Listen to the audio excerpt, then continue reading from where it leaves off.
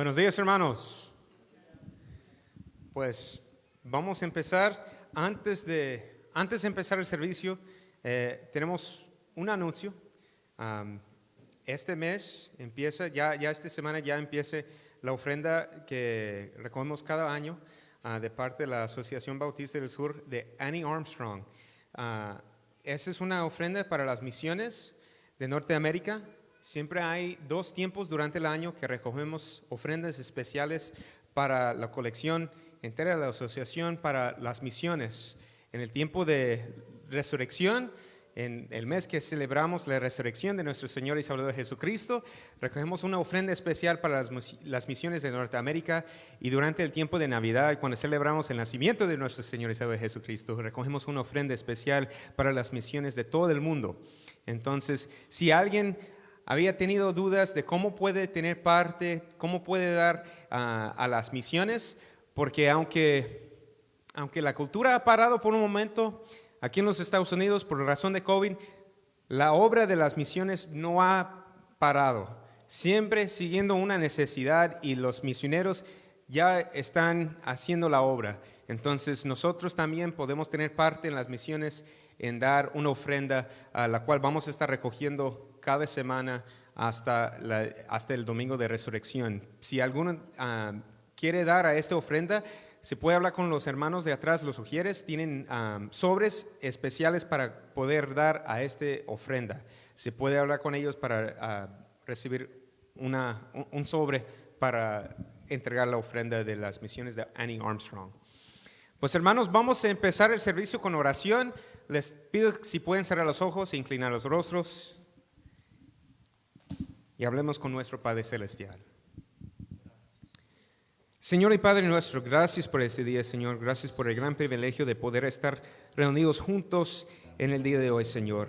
Prepáranos, Padre, por la alabanza, por el tiempo de música, que podemos levantar nuestras voces con gozo, con alegría, a celebrar la vida que tenemos en Cristo Jesús, a cantar con agradecimiento por cada bendición que hemos recibido por medio de nuestro Señor y Salvador Jesucristo, Señor. También prepáranos, Padre, por la predicación de tu palabra, Señor. Denos entendimiento espiritual para poder comprender lo que dice tu palabra y aplicarlo a nuestras vidas, para que podamos vivir de una manera agradable a ti, Señor. Señor, gracias por todo que hemos recibido por ti, pero más que todo por la salvación, Señor, por el perdón de nuestros pecados que fue comprado con la sangre preciosa de Cristo Jesús, nuestro Señor y Salvador. Señor, haz tu voluntad con nosotros, Señor, que Jesús sea exaltado, que la iglesia sea edificada y que nosotros seamos humillados por la predicación de tu palabra, Señor. Para tu honra y tu gloria te lo pedimos en el nombre de nuestro Señor y Salvador Jesucristo. Amén.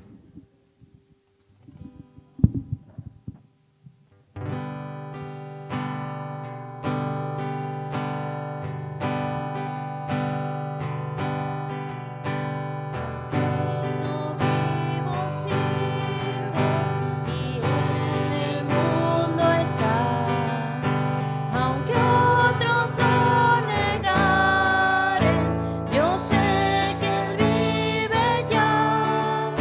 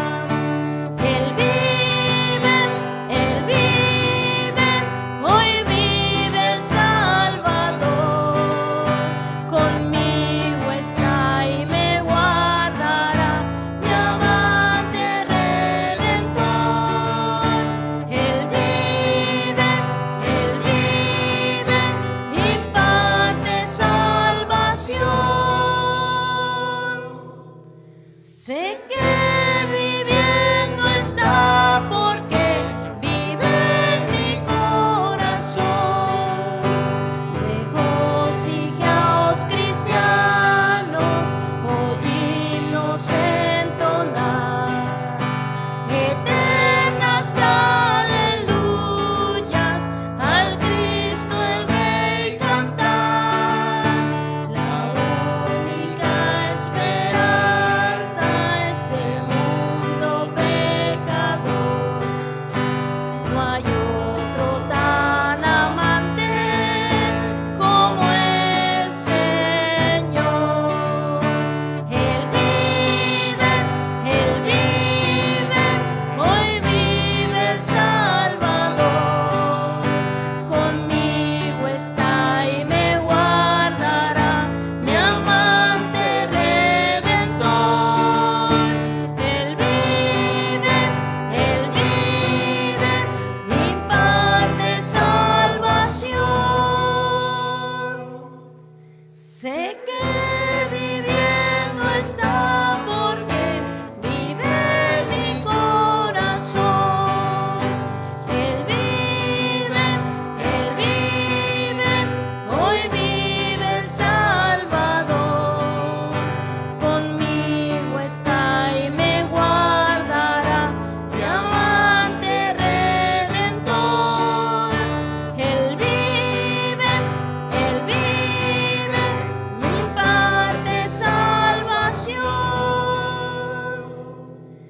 Sé que viviendo está porque vive en mi corazón.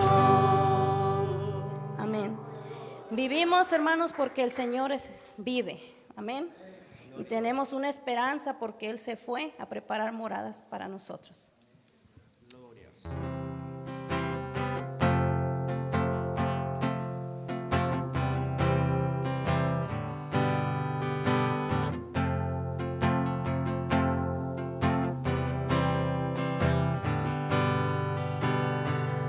Mil veces te fallé, mas tú fuiste fiel. Tu gracia me levanto, me basta tu amor, Dios eterno.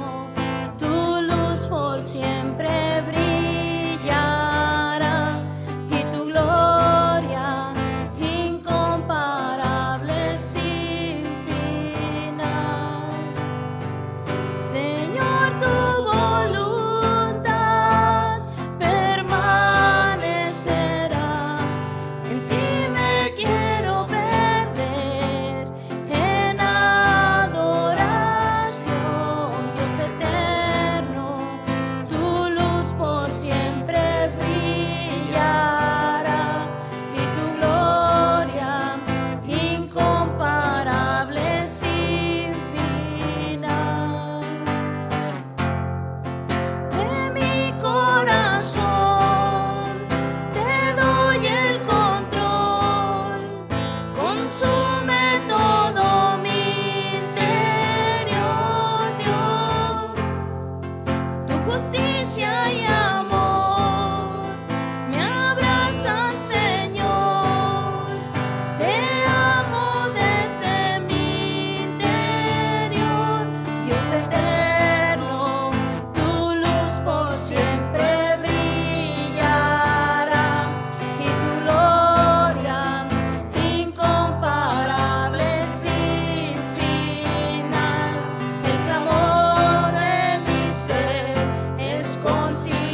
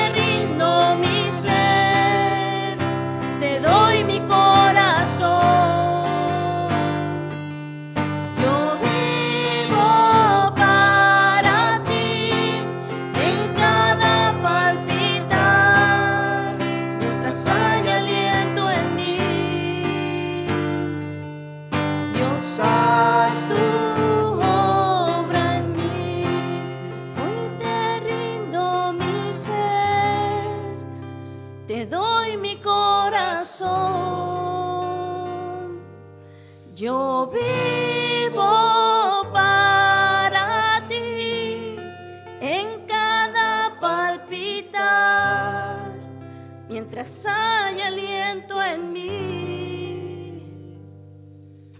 Dios, haz tu obra en mí.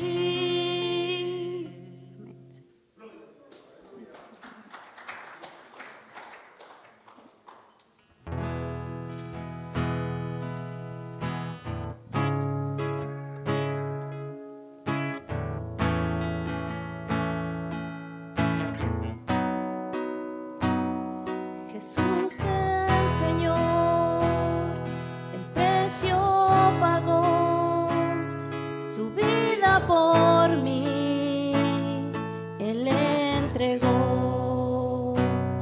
me dio salvación y me liberó. En el Calvario venció. En la cruz, mi Salvador me rescató y me perdonó. La gloria le doy, pues mi culpa y dolor en el Calvario venció. De poder y autoridad, que su amor me pueda apartar. Su fidelidad nunca me fallará. En el Calvario venció. En la cruz, mi Salvador me rescató y me perdonó. La gloria le doy, pues mi culpa y dolor en el Calvario venció. Solo su sangre mi corazón limpió. Ahora soy libre. En el Calvario venció. Solo su sangre mi corazón limpió.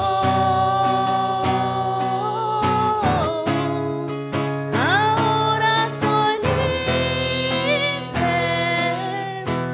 En el Calvario venció.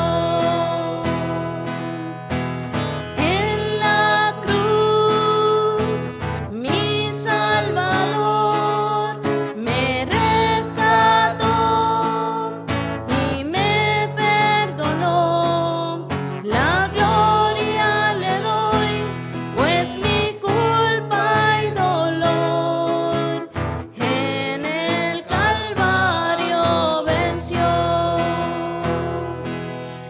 La gloria le doy, pues mi culpa y dolor en el Calvario venció.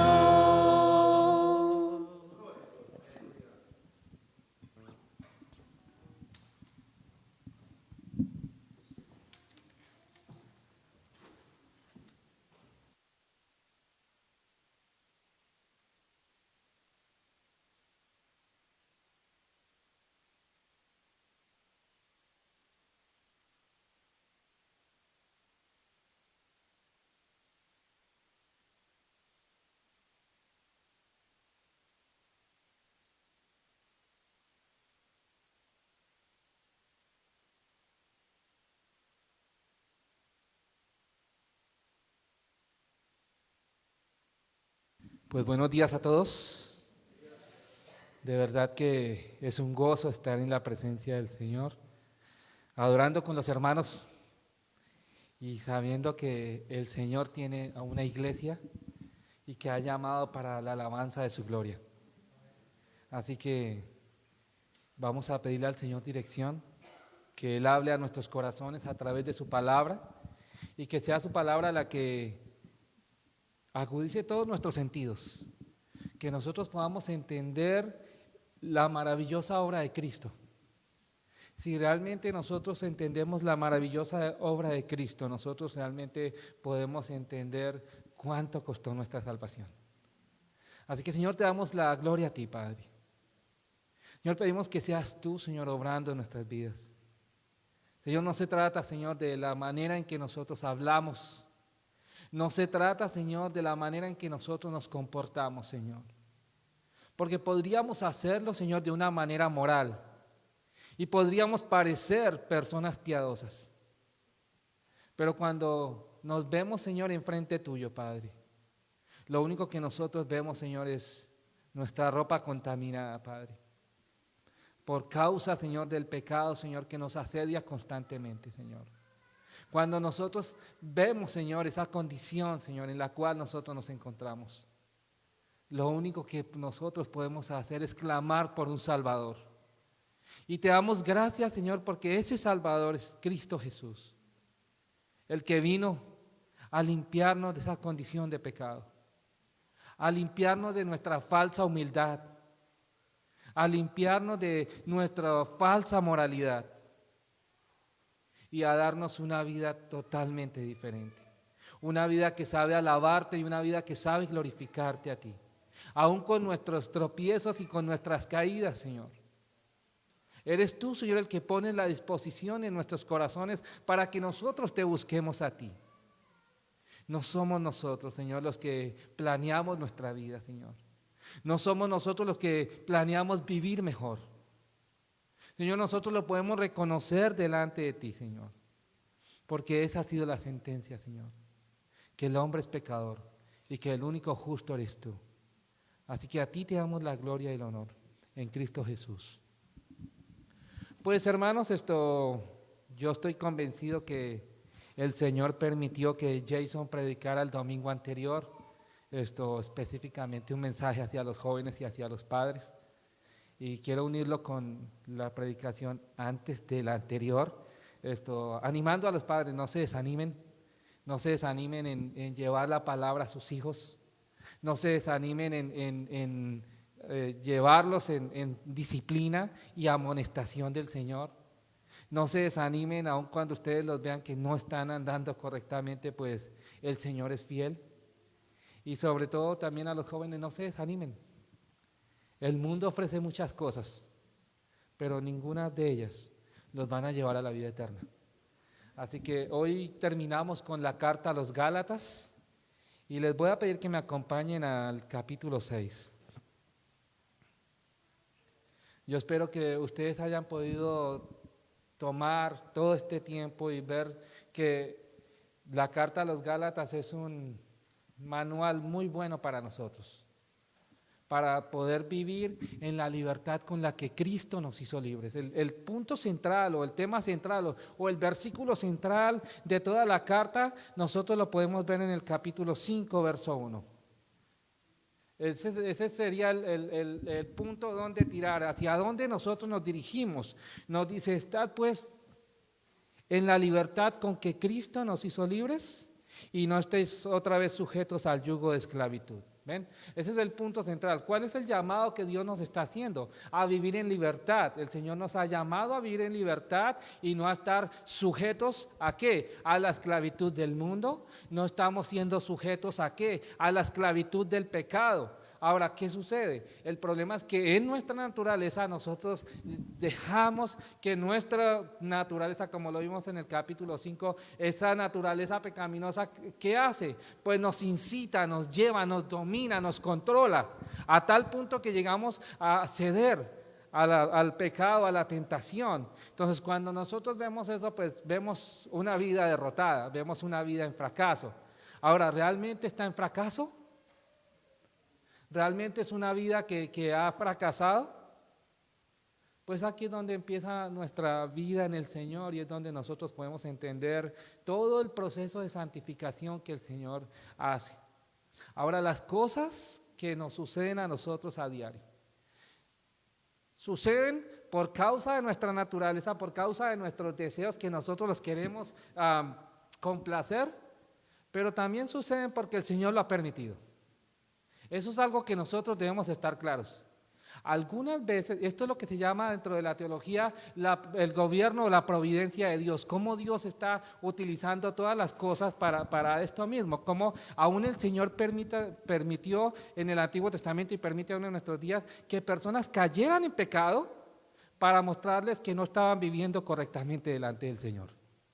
Esa es la providencia de Dios. ¿Ven cómo el Señor está obrando? Nosotros podemos ver en la vida no me acuerdo el rey en este momento, que permitió que Él le mostrara todo lo que tenía el reino, creo que era Usías o Ezequías. Esto permitió que mostrarle a los enemigos todo lo que tenía su reino. Le mostró todas las bendiciones que Dios le había dado. ¿Para qué? Para que viniera su enemigo y tomara todas esas bendiciones. Pues de esa manera, eso es lo que algunas veces nosotros hacemos. Le mostramos a nuestro enemigo nuestras bendiciones y ¿qué viene? Pues a robar todo eso. Ahora, ¿nos robó la paz? ¿Nos robó la esperanza? ¿Nos robó esa confianza que teníamos en el Señor? Sí. Y ese es el problema. Ese es el problema de la tentación y del pecado. Cuando nosotros nos dejamos seducir y llevar. Entonces Pablo nos está llevando a nosotros a vivir en esa libertad con que Cristo nos hizo libres. ¿Ven? Ahora podemos entender todo ese contexto de vivir en esa libertad. Algunas veces nosotros pensamos, bueno, yo no estoy en esclavitud. Piensa en esto. ¿Qué te domina? ¿En qué pasas más el tiempo? ¿En qué piensas más? ¿Qué es lo que más te lleva a pensar de esta vida? ¿Qué pasaría si en este momento tu doctor te dijera, tienes un mes de vida? ¿Cuál sería tu mayor preocupación? Pues ahí está tu tesoro. Ahí es donde tú estás enfocando toda tu vida. Entonces, cuando nosotros lo estamos viendo desde esta manera, nosotros lo vemos normal. Nosotros estamos viendo normal despertarnos todos los días. Nosotros vemos normal que todos los días, y lo tenemos por sentado. Nosotros pensamos que eso ya es lo que tiene que suceder. Nosotros vemos por normal que respiramos. Y poder hacer así, eso es normal. Pero déjenme decirles que no es normal. De verdad que cuando pasamos por esa situación, después de haber pasado, podemos entender que es el Señor el que nos sostiene y nos guarda. Ahora, si nosotros vemos eso tan normal, nosotros pensamos que Dios es nuestro Aladino, o es nuestra lámpara de Aladino que nosotros podemos exigirle, o que Él nos va a perdonar las veces que Él quiera, porque nosotros lo exigimos, o que Él nos va a ayudar las veces que yo quiera, porque yo soy el que le estoy pidiendo. Y tenemos una falsa teología y un concepto de Dios cerrado. Entonces, todo lo que Pablo está haciendo es mostrarle a los creyentes de Galacia y a los creyentes de toda la historia cuál es el verdadero concepto de adorar a Dios. ¿Okay? Y eso es lo que nosotros vamos a ver hoy. Así que estamos en Gálatas capítulo 6 y vamos a ver los versos 18. Del versos 11 al final. Vimos hace 3 semanas, nosotros vimos que Dios no puede ser burlado, ¿cierto? Que todo lo que el hombre siembre, eso va a recoger, eso es claro. No se trata de dinero. Sería bueno sembrar $100 y recoger 500. ¿Ah? Sería bueno, ¿cierto? Pero no se trata de eso, no, todo lo que nosotros sembramos y sobre todo padres, todo lo que ustedes están sembrando en sus hijos, eso es lo que van a recoger. Todo lo que ustedes estén sembrando en la vida de ellos y todo lo que ustedes le muestren a ellos, aún entendiendo que cada uno tenemos una naturaleza que nos va a gobernar, aún entendiendo eso, entendiendo que no importa cuánto tú te dediques a tus hijos, que no importa cuán excelente le hayas enseñado de una manera moral, Él un día se va a revelar. ¿Por qué? Porque tiene una naturaleza. Pero ¿qué va a suceder con eso? Pues lo que tú le has enseñado va a prevalecer. Lo que tú has, ese tiempo que tú has invertido en ellos, eso es lo que ellos van a ver. Entonces, tienen la cobertura de la enseñanza tuya, tienen la cobertura de todo lo que le has enseñado. Y en el día de tomar una decisión, ¿qué van a hacer? Pues van a tener una disyuntiva entre hacer lo correcto y lo incorrecto. ¿Ven? Ahora, cuando nosotros vemos todo esto, pues nos queda solamente ver que Pablo nos dice en el verso 11, mirad con cuán grandes letras os escribo de mi propia mano. Todos los que quieren agradar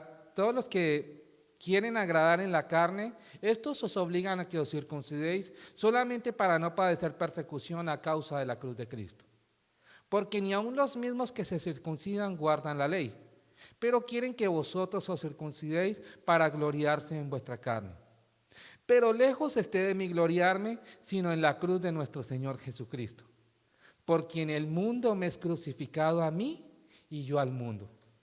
Porque en Cristo Jesús ni la circuncisión vale nada, ni la incircuncisión, sino una nueva creación.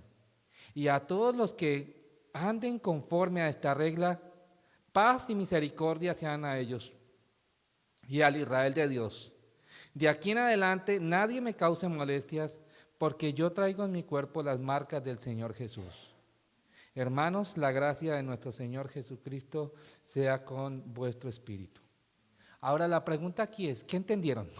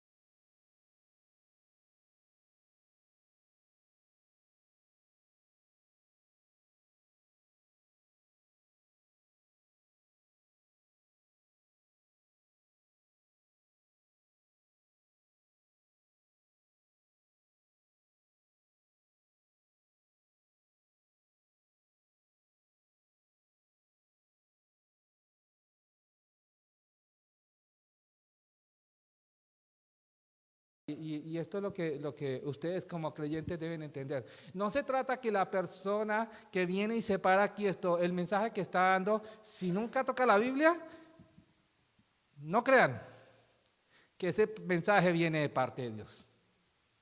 Ahora, ¿por qué? Porque la única verdad que nosotros podemos ver es a través de la palabra. Ahora, si yo tomo un versículo y solamente les dijera, mirad con cuán grandes letras os escribo de mi propia mano, y entonces empiezo a desarrollar toda mi idea, y entonces empiezo a decir, oh, es que la letra tiene que ser la A grande, ¿cierto? Y entonces empiezo a sacar una falsa espiritualidad de esto. Este no es un mensaje cristiano. No es un mensaje que nos va a animar y nos va a levantar. Es más, no es un mensaje que nos va a confrontar, porque es la palabra misma la que nos va a confrontar, ¿ven? Entonces, pero si nosotros leemos como en el verso 7, capítulo 6, verso 7, ¿qué nos dice? ¿Qué nos dice? No os engañéis. ¿Quién está hablando? Dios mismo nos está diciendo, no nos engañemos. ¿Por qué? ¿Qué es lo que quiere que nosotros sepamos de que no nos engañemos? ¿Qué? No nos engañemos, Dios no puede ser burlado. Es un mensaje claro. Ahora, ¿cuántas veces nosotros nos burlamos de Dios? ¿Cuántas veces nosotros nos burlamos de Dios? Ahora, como cristianos diríamos, bueno, yo nunca me burlo de Dios. ¿Seguro? ¿Nunca te has burlado de Dios? La mejor pregunta sería, ¿cuántas veces le has desobedecido? ¿Cuántas veces le has desobedecido a Dios? ¿Cuántas veces has desobedecido cada una de las palabras que Él está diciendo? ¿Ven? Ahora, no solamente lo llevamos al Nuevo Testamento, llevémoslo también al Antiguo Testamento. El Antiguo Testamento no trae ¿qué? Ordenanzas, ¿cierto? No, pero nos está mostrando la vida práctica como ellos vivieron. Así que nosotros sacamos principios del Antiguo Testamento y en esos principios del Antiguo Testamento nosotros podemos ver que hubieron hombres de fe, ¿cierto? Hombres que pecaron, hombres que también dieron su vida por agradar al Señor. Entonces, cuando nosotros vemos todo esto, nosotros pensamos, ¿en qué lugar estamos nosotros? ¿En dónde estoy yo? Como cristiano, ¿qué estás haciendo para que tu nombre esté escrito en el libro de la vida? Ahora, no estoy hablando de salvación por obras, ¿ok? No estoy diciendo que tú tienes que hacer algo para salvarte. Pero ¿qué estoy diciendo? Que como cristiano debe haber ¿qué? Una evidencia de salvación. Debe haber una evidencia de que el Señor me salvó, de que el Señor me rescató. Ahora, lo primero que un cristiano debería hacer en este caso sería leer lo que nos dice la palabra para nosotros poder entender qué es lo que hacemos o lo que no hacemos. Pues eso es de lo que nosotros hacemos domingo tras domingo. No hablamos otro mensaje, sino que hablamos lo que nos está diciendo la palabra. ¿Para qué? Para que nosotros nos edifiquemos juntos y podamos aprender juntos. ¿Ven? Entonces, cada vez que nosotros vemos esas palabras, pues lo primero que nos está diciendo es que, de acuerdo a lo que nosotros leímos, Pablo está nuevamente advirtiendo a los creyentes de Galacia y les está diciendo, mirad con cuán grandes letras os escribo de mi propia mano. Ahora, esto es importante saber por qué escribió con grandes letras. No, lo importante es lo que viene a continuación. Ahora, muchos tratan de tomar este versículo y dar una gran explicación en cuanto a este punto, pero lo importante no es cuán grande escribió las letras, sino el mensaje que quiere transmitir. ¿Ven? Ahora, ¿quién es el que quiere transmitir ese mensaje? Pues es Dios mismo. Dice, todos los que quieren agradar en la carne, estos os obligan a que os circuncidéis solamente ¿para qué?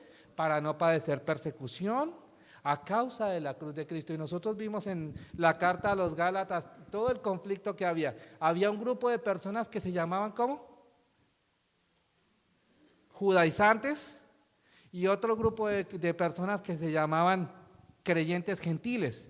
Ahora, estos creyentes judaizantes querían convertir al judaísmo a los otros creyentes. ¿Ven? Eso se llama ¿cómo? Legalismo. ¿Ven? Entonces, ahora, si nosotros lo traemos a nuestros días, en toda iglesia, en todo lugar donde ustedes vayan a ir, siempre va a haber un grupo de personas, ¿cierto? Van a haber los extremos, van a haber personas que son muy ¿qué? Legalistas, y personas que son muy libertinos. ¿Ven? Entonces los dos extremos son malos. Cuando nosotros nos vemos en estos dos extremos, tendemos a caer. Cuando nosotros empezamos a vernos muy legalistas, no nos damos cuenta de nuestra propia condición. Entonces estamos juzgando a los demás, estamos viendo el error de cada uno de los hermanos, pero no nos estamos viendo a nosotros mismos, ¿cierto? Eso es lo que nos dice la palabra. ¿Qué tenemos que hacer? Considerarnos a nosotros mismos antes de juzgar al hermano. No estoy diciendo que no saque ¿qué? La paja del ojo de mi hermano, pero yo tengo que mirar mi condición antes de juzgar al hermano. Entonces, todo lo que nos está diciendo aquí, esto es un resumen de todo lo que hemos visto en la carta a los Gálatas. Ahora, ¿qué sucede? Pues este grupo de personas querían que estos salieran de la verdad del Evangelio, y Pablo enfáticamente en los capítulos ¿qué? ¿Se acuerdan? 3 y 4 da una exposición teológica acerca de la salvación que es por la fe. En los versos 1 y 2 es la presentación y la evidencia de por qué él está dando este mensaje. En los versos 3 y 4 es la evidencia teológica de por qué el mensaje es correcto. ¿Ven? Y en los versos ¿qué? 5 y 6 es la evidencia práctica de cómo nosotros debemos vivir. Ahora, cuando nosotros estamos viendo en la evidencia teológica, lo primero que Pablo dice es, aún Abraham tuvo que ser salvo por la fe. Aún Abraham, el padre de la fe, el hombre que era considerado padre de la fe, él tuvo que ser salvo por la fe. Él no se salvó de otra manera diferente si no fue por la fe en un Salvador. De la misma manera nosotros debemos vivir por fe. Ahora, esto es claro, ¿ven? Entonces llegamos al punto de, ¿por qué Dios puso la ley? ¿Cuál es el propósito de la ley? ¿Se acuerdan? Hay un propósito y Pablo lo va a explicar muy bien. El propósito de la ley es ¿qué?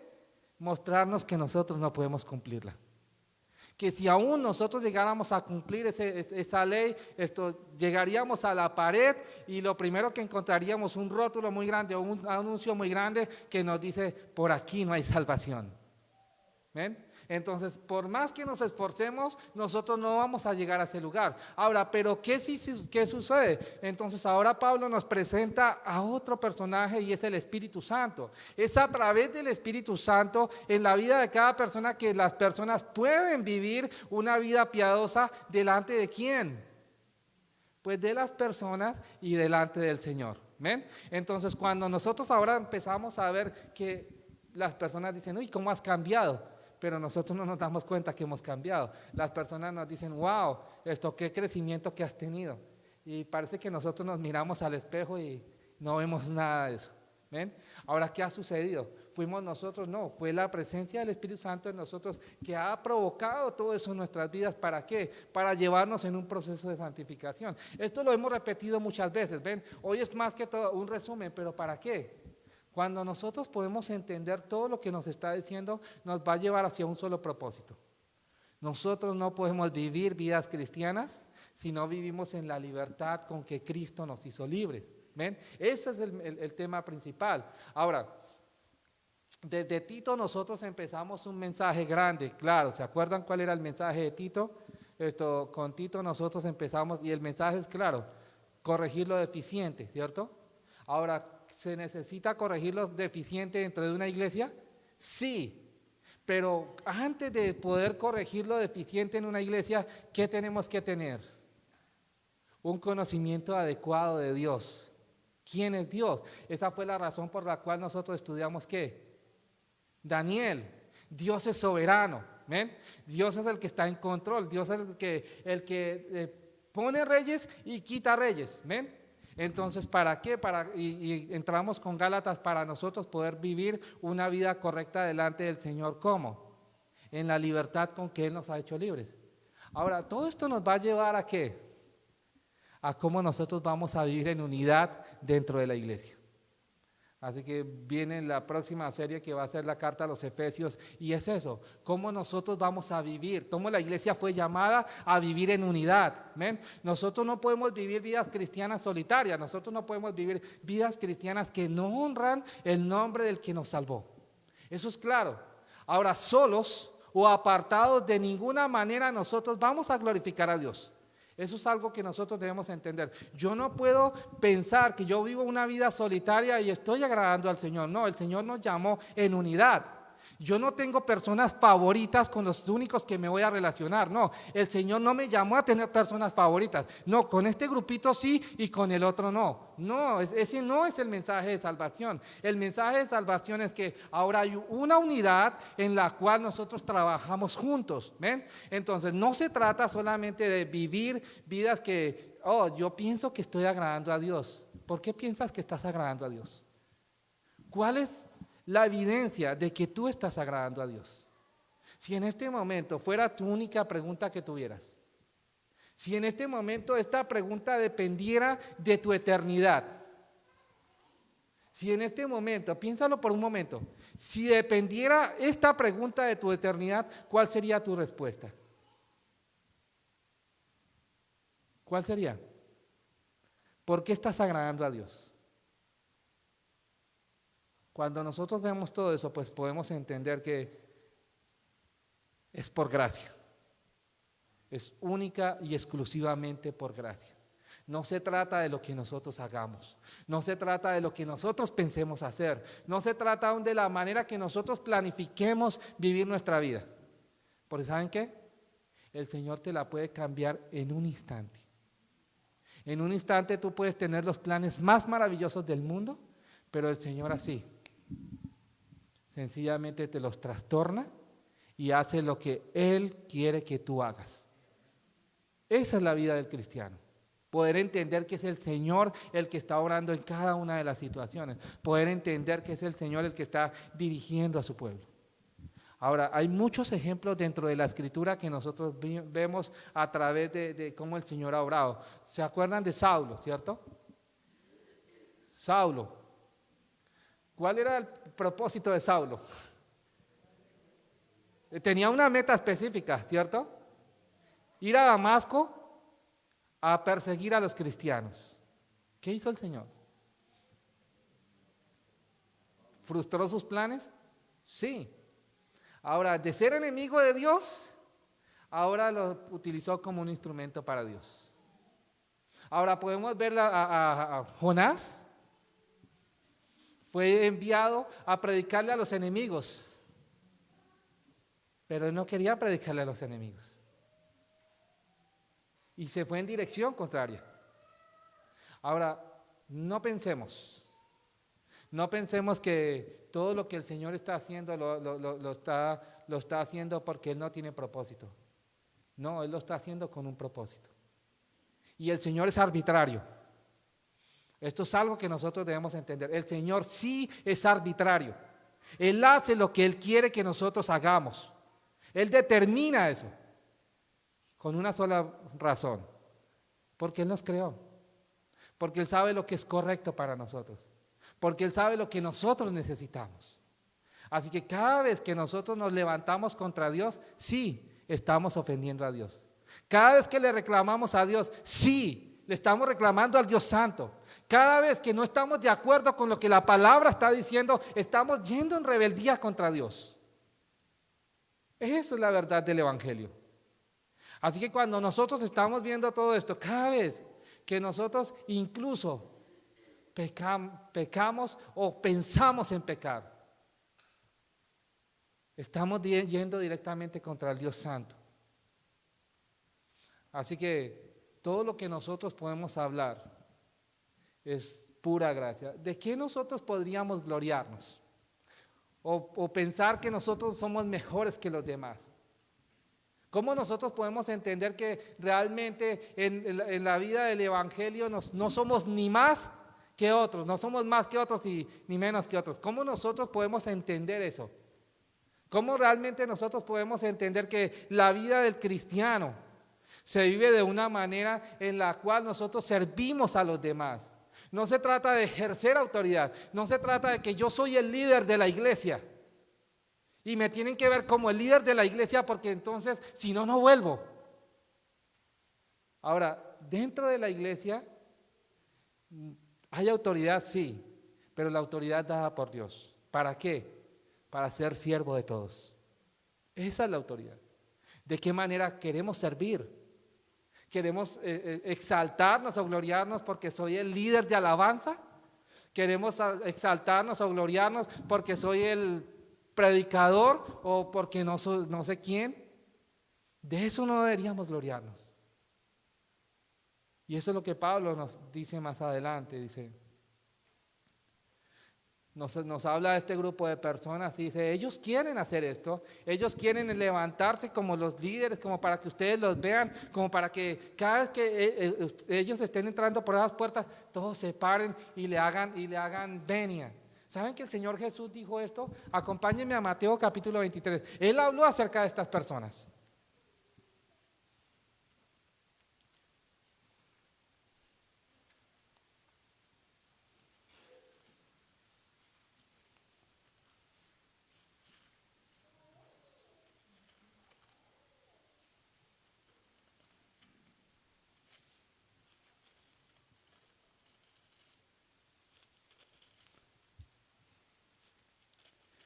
Mateo capítulo 23, versos 1 en adelante.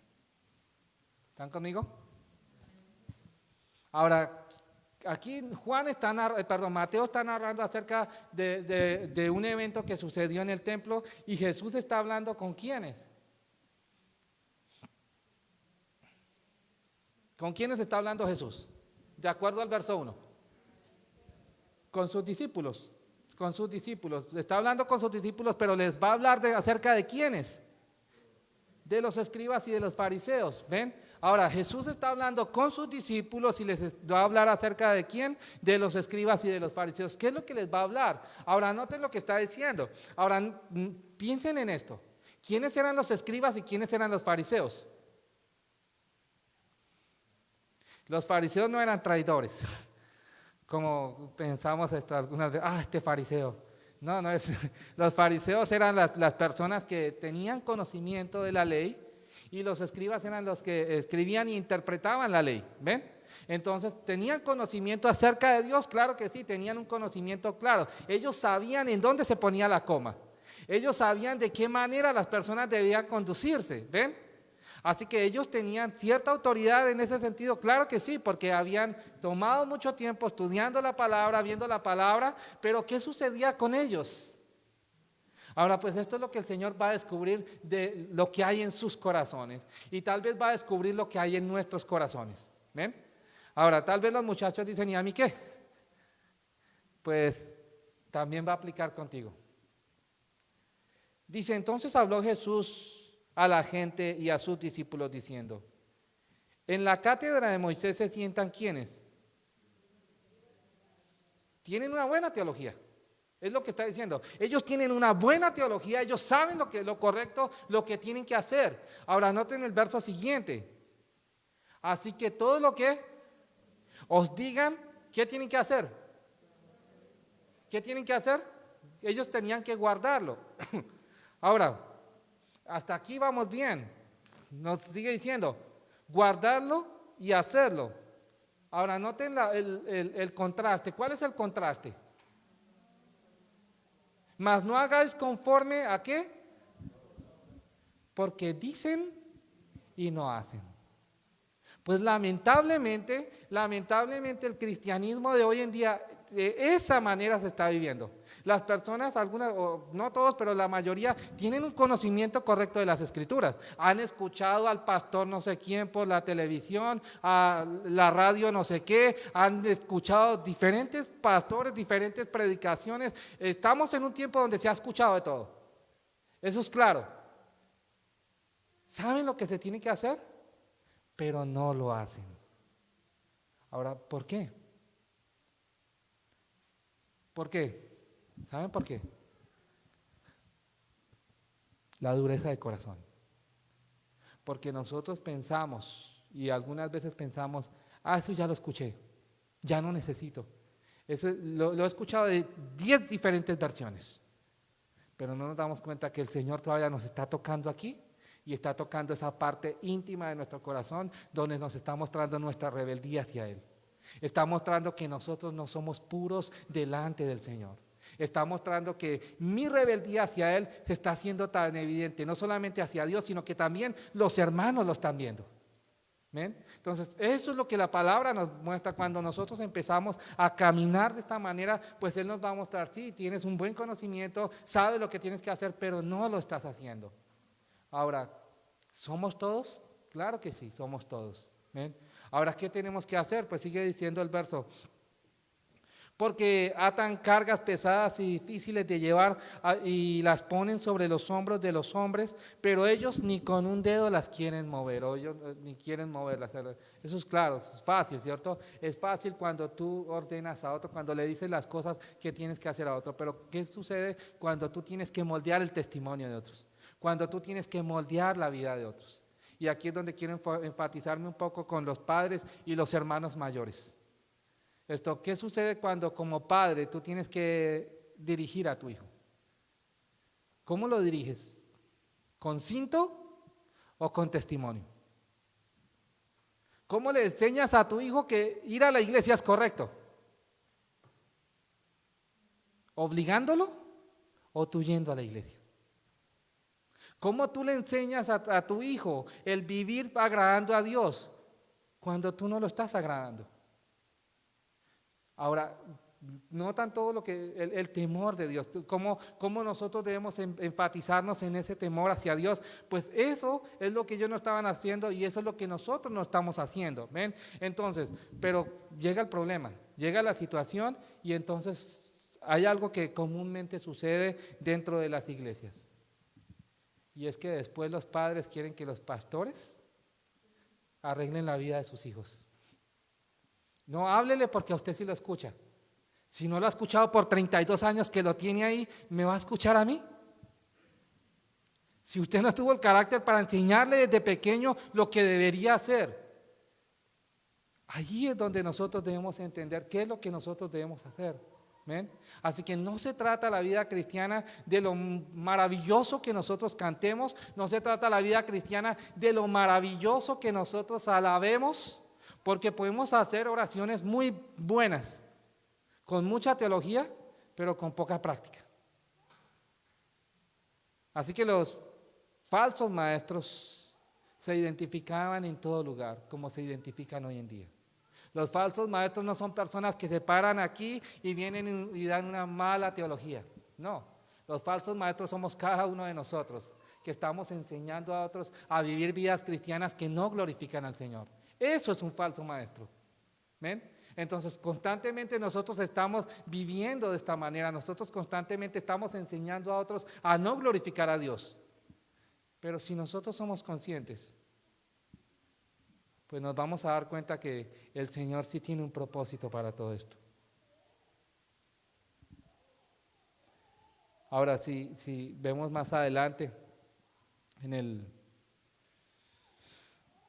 el verso 7, muestra las características de las personas que, estamos en el Mateo 23, verso 7, muestra las características de estas personas. ¿Por qué ellos hacen esto?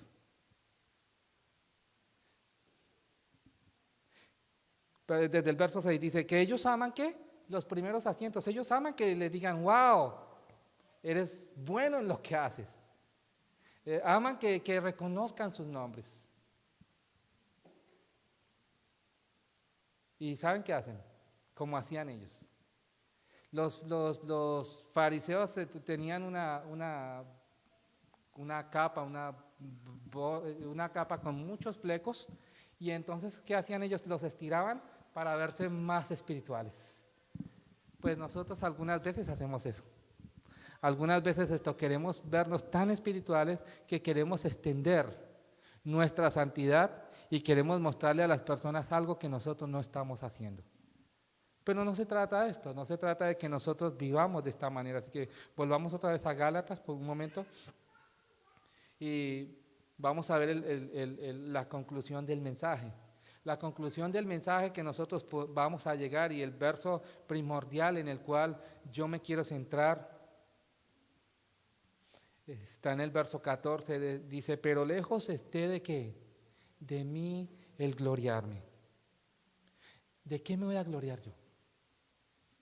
¿O de qué me puedo gloriar yo? ¿De qué me debo alegrar? Pero lejos esté de mí gloriarme, sino en la cruz de nuestro Señor Jesucristo, por quien el mundo me es crucificado a mí y yo al mundo. Ahora esto es claro. No hay nada que nosotros podamos hacer para alcanzar la salvación, no hay nada que nosotros podamos hacer para persistir en la salvación, sino es Dios el que está obrando. Él es el que empieza la salvación y Él es el que la termina. Pero en medio de todo esto sí está la responsabilidad humana. En medio del obrar de Dios sí está el obrar del creyente. ¿Ven? No sé si ustedes han escuchado acerca de la soberanía de Dios y la responsabilidad humana. Dios es soberano en hacer todo lo que Él quiere, pero nosotros tenemos la responsabilidad de todo lo que nosotros hacemos. ¿Ven? Ahora, ¿cuántas veces pecamos? A diario. A diario nosotros pecamos. No importa si es una mentira pequeña o no importa el pecado que te parezca más horrendo. Para Dios es lo mismo, eso es claro. Esto es teología básica, ¿cierto? Para Dios es lo mismo. Ahora, ¿por qué cuando nosotros pecamos nos apartamos del Señor?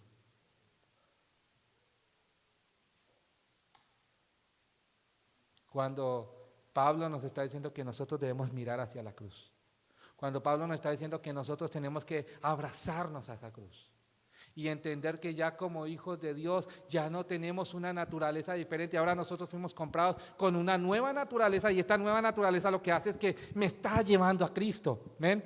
Así que si nos dice el verso, dice, porque en Cristo Jesús ni la circuncisión vale nada, ni la incircuncisión, sino que una nueva creación. Ahora tú y yo fuimos comprados a un precio muy alto, no para vivir como el mundo vive. Tú y yo fuimos comprados a un precio muy alto, no para satisfacer los deseos que nosotros pensamos que debemos satisfacer, no. Nosotros fuimos comprados para vivir para la gloria de Dios. Fuimos comprados para que las personas empiecen a ver un pueblo lleno de creyentes en el cual ellos pueden glorificar y alabar a Dios en todo tiempo. Esa es la verdad del Evangelio. Ahora, cuando nosotros estamos llegando hasta este punto, a mí me gustaría hacerte una pregunta. Y es, de la misma manera que te hago si fuera tu último día. Si fuera tu último día, y les dije anteriormente, nosotros estamos acostumbrados que todo lo tenemos por default, porque ya sabemos que viene, ¿cierto? Nosotros sabemos que si nos acostamos mañana, ¿qué va a suceder? Pues pensamos que nos vamos a despertar. Nosotros pensamos que nos despertamos y vamos a tener todos nuestros sentidos corriendo constantemente, ¿cierto? Que funcionan a la perfección. Pero ¿y qué? Cuando al otro día te despiertas y te das cuenta que tu olfato no sirve. ¿A quién le reclamas? ¿Qué si al otro día te das cuenta que tu corazón está palpitando a millón? ¿A quién le reclamas? ¿Y qué si te das cuenta que al siguiente día no puedes caminar? ¿A quién le reclamas? Porque nosotros pensamos que nosotros somos los que controlamos nuestra vida. Nosotros somos los que pensamos que controlamos nuestras finanzas. Nosotros somos los que pensamos que nosotros estamos controlando cada parte de nuestra existencia. Pero cuando nos damos cuenta que no es así, entonces aquí es donde empezamos a culpar a alguien. Y empezamos a pensar que Dios no es tan justo como decía la Escritura. Y empezamos a ver que Dios no es tan misericordioso como decía que era misericordioso.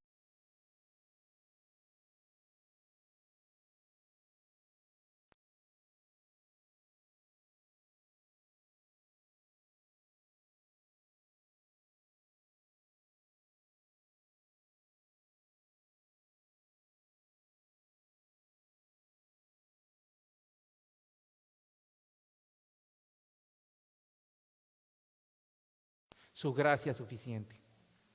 Ahora, ¿eso no es lo que dice la Escritura? No es lo que Pablo nos dice en la segunda carta a los Corintios, nos está diciendo que él le pidió al Señor que le quitara esa aflicción que él tenía. ¿Cuántas veces le pidió? 3 veces. ¿Y el Señor se la quitó? No, no se la quitó. Pero a cambio de esa aflicción, gracia. Su gracia es suficiente. Ahora, eso es lo que nosotros necesitamos. Vivir por gracia, la gracia de Cristo debe ser suficiente para nosotros vencer las tentaciones, la gracia de Cristo debe ser suficiente para nosotros estar en medio de toda situación en la cual no tengamos control, su gracia es suficiente. Pero la pregunta ahora es, ¿qué entiendes por gracia? ¿Qué es lo que tú entiendes por gracia? Sí, entendemos lo más básico de la gracia, que es ¿qué? Un regalo de Dios. Ese regalito adornado, bien bonito, con su moñito bien adornado y eso. Esa no es la gracia de Dios. La gracia de Dios tiene un propósito específico. Y si pensamos en ese regalito bien adornado que no nos da miedo destaparlo porque no se vaya a arrugar, esa no es la gracia de Dios. Acompáñenme a Tito capítulo 2 y vamos a ver lo que significa la gracia de Dios.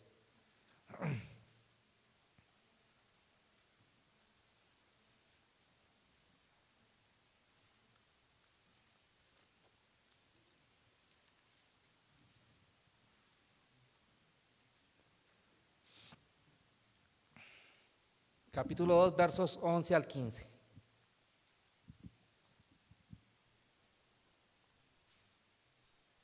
Vamos a destapar ese regalo. Hoy vamos a tomar ese papel, lo vamos a romper y vamos a ver lo que hay adentro de esa gracia. Tito capítulo 2, versos 11 al 15 nos dice de esta manera, ¿porque qué? Porque la gracia de Dios se ha manifestado ¿para qué? Para salvación a todos los hombres. Eso está bonito. Eso es lo que podemos entender por la gracia de Dios. La gracia de Dios se manifestó, nos dio un regalo de Dios, ¿cierto? Ahora, ¿pero qué hace esa gracia? Así que esa gracia nos enseña, ¿cierto? Así que no solamente es el regalito ahí, sino que ahora nos está enseñando, hay algo que nos quiere enseñar. Y cuando nosotros abrimos ese regalo y empezamos a ver la desenvoltura y abrimos la caja y empezamos a ver, nos está enseñando algo. ¿Qué nos enseña la gracia? ¿A qué? A renunciar a la impiedad. Ahora, ¿qué significa renunciar? Renunciar a tus deseos, renunciar a lo que tú quieres, que no agrada a Dios, eso es claro, ¿cierto? ¿Qué significa la impiedad? La impiedad es opuesta o es el contraste de la piedad. La persona piadosa es la que busca a Dios, la persona impía es la que no busca a Dios. Así que ¿a qué nos está llamando la gracia? Que nosotros empecemos a buscar a Dios y empecemos a renunciar ¿a qué? A no buscarlo a Él, a no tomar la decisión nosotros mismos y esperar después de que tomamos la decisión que Dios respalde nuestra decisión, con la promesa o con la exigencia de que Dios lo tiene que cumplir. ¿Perdón? Dios no tiene que cumplir nada. Dios no va a hacer nada si eso va a hacer que tú te pierdas. Eso es claro. Así que Dios no tiene que cumplir nada. Pero cuando nosotros empezamos a ver esa gracia, así que la gracia nos enseña a que nosotros ¿qué? Renunciemos a la impiedad y ¿a qué? Y a los deseos del mundo. ¿Cuáles son los deseos del mundo? Pues la primera carta de Juan en el capítulo 2, versos 16 y 17 nos dice que los deseos del mundo son ¿qué? Los deseos de los ojos, ¿qué? Los deseos de la carne y la vanagloria de la vida, ¿ven? Y todo esto proviene del mundo, así que todo lo que nosotros pensemos que es bueno, todo lo que nosotros pensemos, esto me va a hacer que yo me retire a los 40. El Señor no te dijo que te retirara a los 40 o a los 50, no está hablando de eso. ¿Ven? Todo lo que nosotros pensamos, si todo lo que yo voy a hacer para eso y pongo todo mi enfoque en retirarme a los 40 y pierdo mi relación con mi familia, pierdo mi relación con mis hermanos, no viene del Señor. ¿Por qué? Porque el propósito del Señor es que nosotros tengamos una buena relación ¿con quién? Con Él y por ende con los hermanos. ¿Ven? Entonces, si yo solamente estoy preocupado por llegar a ese punto de jubilación y no hacer nada más, pues estoy en lo incorrecto. Así que tengo que renunciar a esos deseos y empezar a ver cuáles son los deseos que Dios quiere. Dice, vivamos en este siglo sobria, justa y ¿qué? Y otra vez piadosamente buscando al Señor en todo tiempo. Toda decisión que nosotros tomemos la debemos poner delante del Señor. ¿Ven? Ahora, ¿qué sucede? ¿Qué sucede? ¿Nos revelamos al Señor? Sí. ¿Por qué? ¿Por qué nos revelamos al Señor? Porque no hemos podido entender todo lo que es la gracia del Señor. Sigue el verso 12, el 13, perdón. Dice, ¿qué tenemos que esperar? ¿Otro presidente? ¿Tenemos que esperar los 1400 que nos lleguen para que estemos contentos? ¿Qué tenemos que esperar? Tenemos que esperar tener una mejor casa, tenemos que esperar tener un mejor carro o una mejor bicicleta. Tenemos que esperar que mis hijos se gradúen de la universidad y todos con un PhD. ¿Eso es lo que nosotros tenemos que esperar para sentirnos bien y satisfechos? No, lo que nosotros tenemos que esperar está ahí, aguardando la esperanza bienaventurada y la manifestación gloriosa ¿de quién? Ahora la pregunta es, ¿estás esperando al Señor? ¿Estás completamente seguro de que si el Señor viene en este momento, tú no tienes ninguna preocupación? ¿O qué te preocupa? ¿Estás pensando en la venida del Señor? Joven, yo no sé si te han explicado en la escuela dominical lo que significa la venida del Señor, pero ¿estás esperando la venida del Señor? Yo sé que sí. Yo sé que sí, y si no, Jason, te pido que les enseñes Apocalipsis, y Daniel y Ezequiel, para que ellos puedan ver, y todos los profetas, para que ellos puedan ver lo que significa la venida del Señor, para que vean que no es una fantasía, No es una utopía lo que nosotros estamos esperando. Nosotros estamos esperando una realidad. Ahora, ¿realmente la estamos esperando? ¿Realmente nosotros podemos decir confiadamente, Señor, hoy estoy listo para presentarme delante de ti? No importa todo lo que me haga falta cumplir. No importa los deseos que no pude alcanzar. Si tú vienes en este momento, yo estoy preparado para ese día. Pues eso es tener una mente en los cielos. Realmente tú y yo estamos con esa mentalidad. Y termino con esto. Colosenses capítulo 3.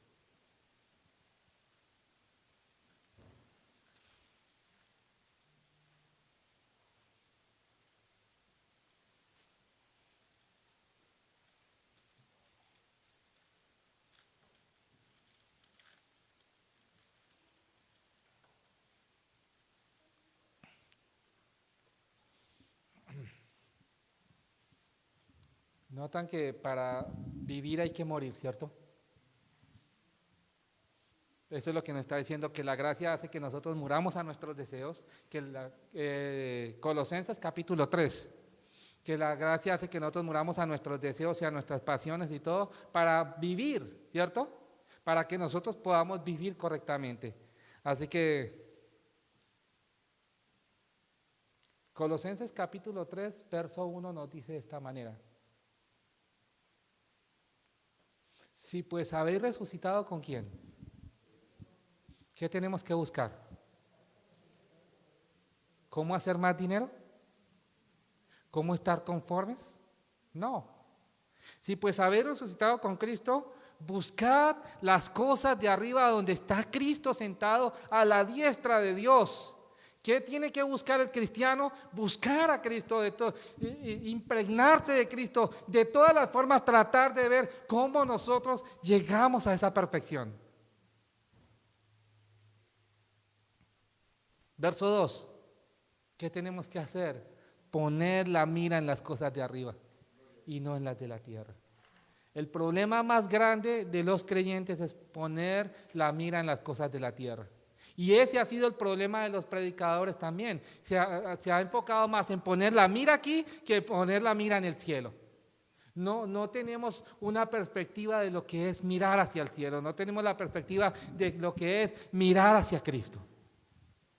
¿Por qué? Porque te dicen, es mejor vivir una vida mejor ahora. Porque te dicen esto, pídele al Señor y Él te dará. Porque te dicen esto, no te preocupes, trabaja fuerte y el Señor te va a prosperar. Pero no te han dicho, no importa, si tú mueres en este momento y tu fe está en Cristo Jesús, tú tienes un lugar reservado en los cielos. ¿Sabes, joven, que si tú mueres en este momento y tú crees en Cristo Jesús como tu Salvador, tú tienes un lugar en los cielos? ¿Sabes que no importa si pasaras por una enfermedad, la más peligrosa que puedas imaginarte, y tu confianza está en Cristo Jesús, tú tienes un lugar reservado en los cielos? ¿Sabes que si en este momento salieras a la calle y te atropellara un carro, tú tienes un lugar reservado en los cielos? Tenemos un lugar que tiene nuestro nombre. ¿Saben por qué? Porque el Señor puso ese en el libro de la vida. Así que sí hay un lugar reservado en los cielos para nosotros. Y eso es lo que nosotros debemos esperar. Poner la mira en las cosas de arriba. Cuando ponemos la mira en las cosas de arriba, lo demás carece de importancia. Ahora, no es un mensaje fatalista en el cual no puedes tener nada. No. Es un mensaje en el cual es para traer conciencia y para que tú puedas entender que no importa todo lo que tú hagas en esta tierra se va a quedar, pero todo lo que tú empieces a vivir para la gloria del Señor, ahí es donde vas a ver. Muchos dirían esto, ¿para qué ir al cielo si solamente es a cantar? Y tenemos la idea del cielo como estar en este servicio, cantar, escuchar a alguien predicando todo el día. Y imagínense toda la eternidad escuchando a alguien predicar o toda la eternidad alabando. No, tenemos una mala perspectiva de lo que es el reino de Dios. Ahora, eso lo vamos a ver mucho más adelante, porque el reino de Dios no se trata ni de comida ni de vida, no se trata de solamente sentarnos, sino que es vida práctica. Ahora, ese es lo que tenemos ya, pero no ahora.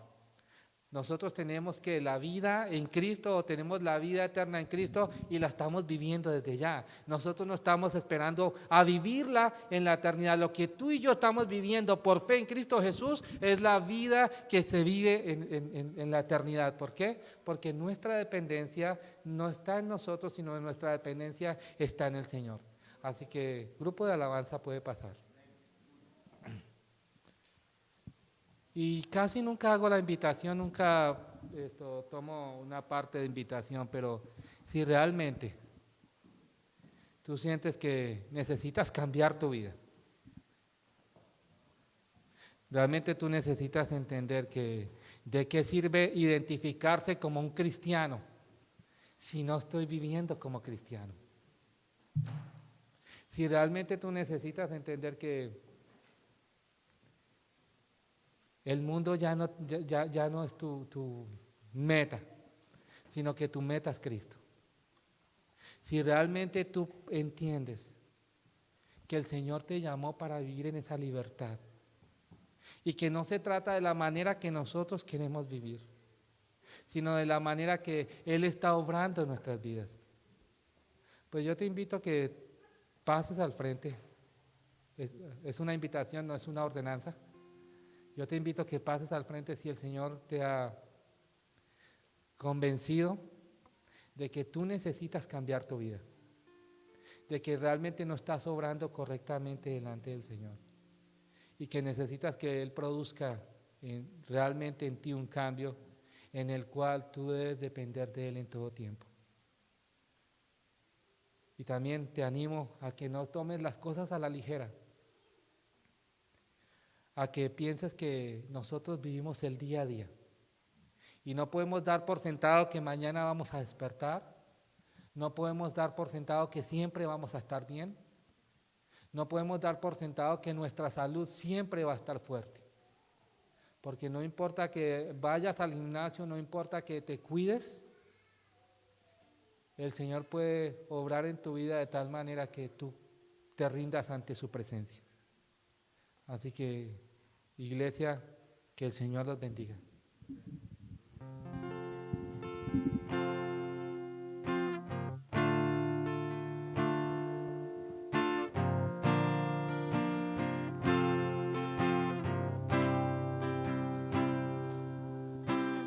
Este es mi deseo,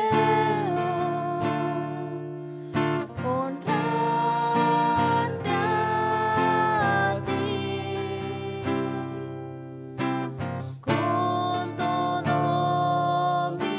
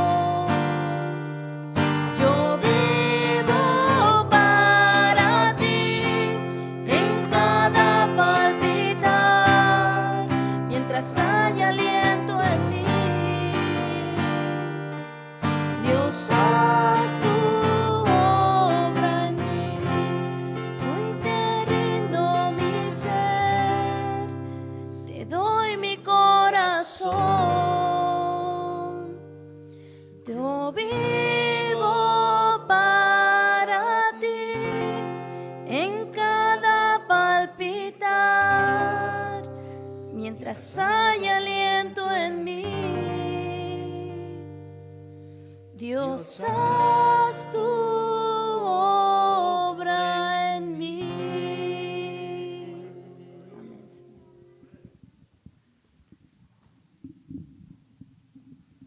Pues hermanos, que el estudio de esta carta nos haya ayudado a nosotros comprender la libertad con la que Cristo nos ha libertado, que podamos entender que no hay nada que nos pueda separar del amor que es en Cristo Jesús, que cada vez que nosotros nos apartamos,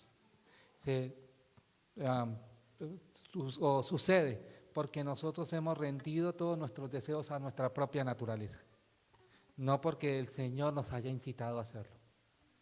Pero aún en eso, el Señor es fiel. Aún en eso, nosotros podemos entender que su gracia es suficiente. Y nosotros podemos entender que Él es el que ha guiado nuestras vidas y el que nos está llevando a buscarlo día a día. Así que piensen cada vez que se vean en dificultades, que el Señor es fiel y verdadero. Que Él compró a una iglesia para purificarla como su pueblo, como un pueblo adquirido para Él, para que su nombre sea exaltado y glorificado. Así que iglesia, que el Señor los bendiga.